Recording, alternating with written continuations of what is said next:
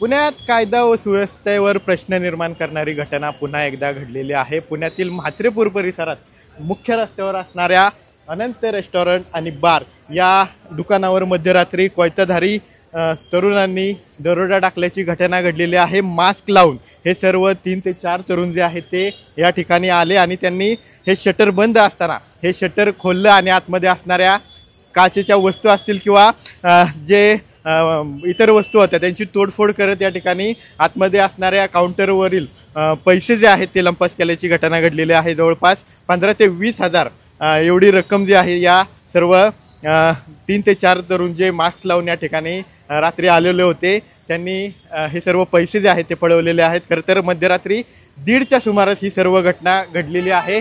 जेव्हा हे तरुण या ठिकाणी आले तेव्हा हे रेस्टॉरंटचं बारचं शटर जे आहे ते बंद होतं।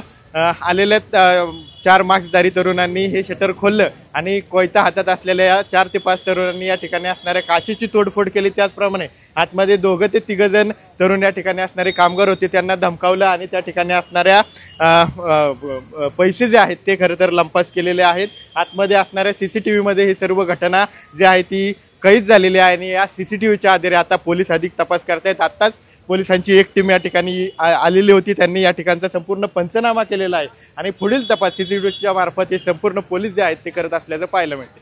कॅमेरा पर्सन अभिजित पेसेसह विनय जगताप, TV9 मराठी, पुणे।